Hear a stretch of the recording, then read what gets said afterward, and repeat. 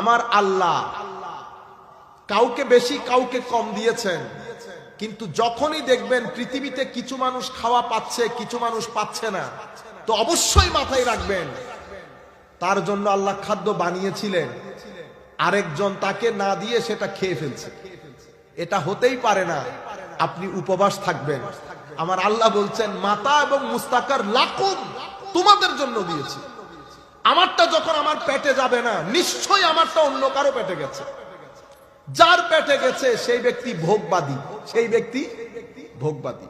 আমার আল্লাহ আমাদেরকে কি বুঝিয়েছেন জানেন? আমার আল্লাহ আমাদেরকে বলেছেন আওয়ালাম ইয়ারাউ আন্নাল্লাহা ইয়াবসুতুর রিজকা লিমান ইয়াশাউ ওয়া ইয়াকদির ইন্না ফী যালিকা লাআয়াতিন লিকাওমিন ইউমিনুন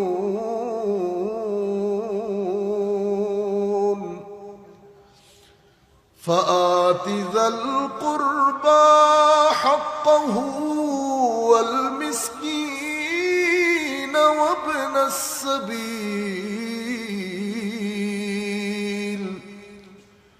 ذلك خير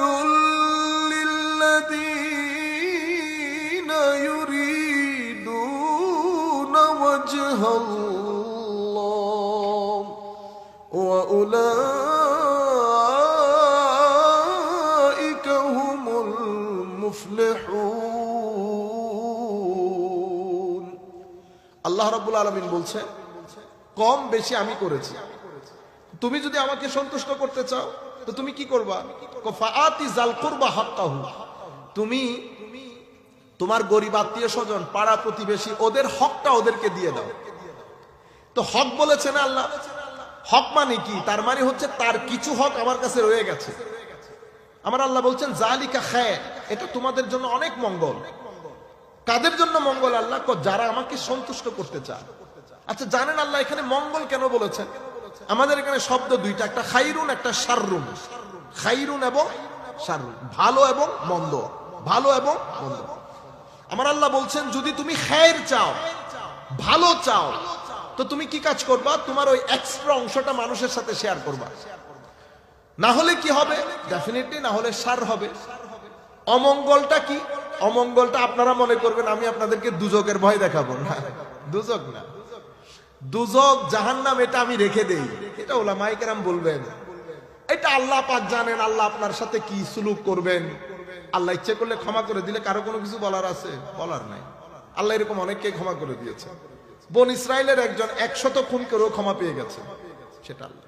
কিন্তু আমি আপনাকে বলছি আপনি দুনিয়ার জীবনে শান্তি পাবেন না, আপনার জীবনে আপনি স্থিরতা পাবেন না, ফ্রাস্ট্রেটেড হবেন, ডিপ্রেসড হবেন। আপনার সামগ্রিক পারিবারিক জীবনের মধ্যে বিশৃঙ্খলতা নেমে আসবে।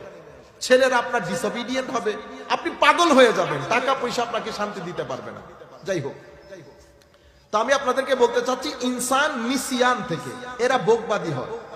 আরেক ইনসানকে ইনসান বলা হয় কোন কোন আলেমের মতে উনস থেকে। উনস মানে মহব্বত। ইনসান কারো না কাউকে মহব্বত করে। ইনসানের মহব্বতের জায়গা কোনটা? আল্লাহ যেখান থেকে এসেছেন সেটার সাথে তার একটা মহব্বত, আলমে আরওয়া, ওই রূর জগৎ, ওই নূর রব্বানি বিষয়, এগুলার সাথে ইনসানের অন্তরে একটা প্রেম থাকে, মহব্বত থাকে। এই ইনসান দুনিয়াতে আসার পরেও সামগ্রিকভাবে যেখান থেকে এসেছেন উনাকে রাজি করতে চায়। তো রাজি করার জন্য ইনসান চায় ওই পানিতে ভাসতে। কোন পানি? যেটা আমার নবী নিয়ে এসেছেন। কোনটা সেটা? শরীয়তের পানি, কোরআনের পানি, তরিকতের পানি, আউলিয়ায়ে কেরামের পানি, আহলে বাইত রাসূলের পানি, সাহাবায়ে কেরামের পানি। ইনসান চায় ওই পানিতে ভাসি। ইনসান তখন ভিতর থেকে অনেক সচেতন হয়ে যায়। ইনসান তখন চলতে চলতেও খেয়াল করে আমার মাধ্যমে কারো কোনো কষ্ট হয়ে যাচ্ছে কিনা, আমি জবান দিয়ে কাউকে কোনো গালি দিয়ে ফেলেছি কিনা, আমি কারো প্রতি কোনো হেট্রেড দেখিয়েছি কিনা। ইনসান তখন ভিতর থেকে একটা সচেতনতা আসে। এই সচেতনতা যদি আমাদের মাদের মধ্যে চলে আসে, তো আমার মা আমার মায়ের ছেলের বউয়ের সাথে কথা বলতে তখন 10 বার চিন্তা করবে।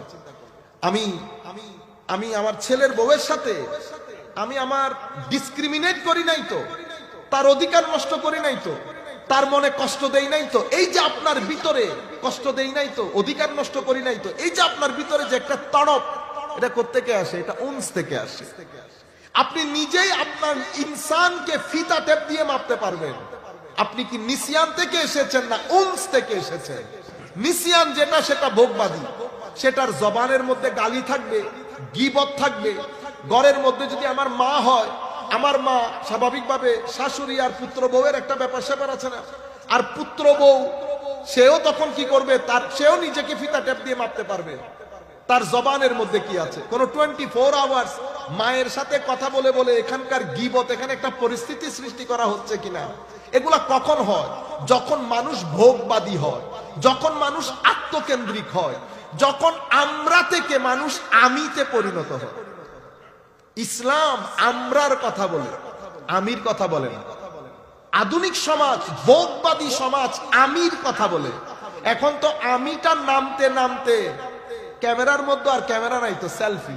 কি বলি বলেন? সেলফি, সেলফ থেকে সেলফি।